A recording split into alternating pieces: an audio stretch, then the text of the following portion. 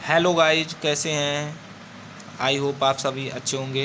दोस्तों, सर्वप्रथम मैं आपको स्पेशल स्टडी विद राम में आपका स्वागत करता हूं, जिससे दोस्तों जैसा कि आप जानते हैं कि मैं डेली आप लोगों के लिए बहुत ही इंपॉर्टेंट वीडियो लाता हूं जो आपको एग्जाम क्रैक करने के लिए महत्वपूर्ण होती हैं।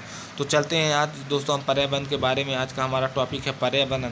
अब पर्यावरण से जितने भी रिलेटिव क्वेश्चन आते हैं दोस्तों, हम सब आपको बताने वाले हैं। तो हमारे साथ बने रहिए, वीडियो के अंत तक देखिए दोस्तों, जिससे आपको संपूर्ण जानकारी प्राप्त हो।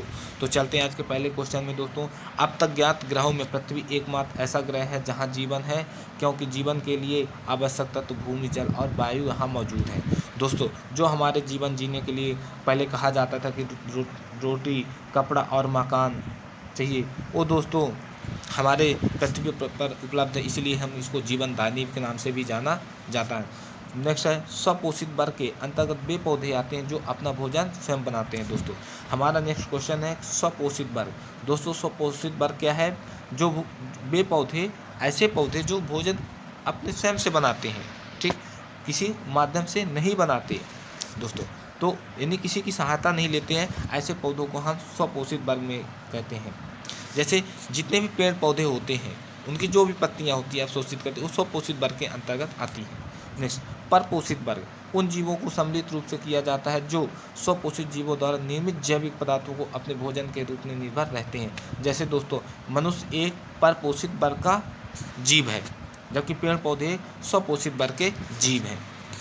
अब चलते हैं दोस्तों उत्पादक, प्रोडक्ट क्या कहलाता है? वर्ग में मुख्य रूप से हरी पत्ती वाले स्वपोषित पादप आते हैं। जो उत्पादक क्या होते हैं दोस्तों? वर्ग में मुख्य जो हरी पत्ती होती है उनको हम उत्पादक के नाम से भी जानते हैं। नेक्स्ट है उपभोक्ता, कंज्यूमर।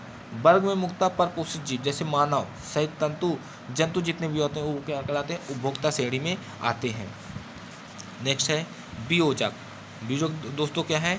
डिकम्प्रेस, यानी वियोजक सूक्ष्म जीव आते हैं। वियोजक में ऐसे सूक्ष्म जीव आते हैं जो मृत पादपों एवं प्राणियों एवं जैविक पदार्थों को वियोजित करते हैं। क्या कहते हैं? वियोजित करते हैं। समांतर जीवमंडल में एक जीव से दूसरे जीव में ऊर्जा भोजन के रूप में स्थानांतरण क्रम में आहार श्रृंखला, जिसे हम क्या बोलते हैं? आहार श्रृंखला के रूप में होती है। जैसे सभी शाकाहारी जंतु प्रथम श्रेणी के उपभोक्ता हैं। दोस्तों, हमारे पास तीन श्रेणियाँ होती हैं उपभोक्ताओं की।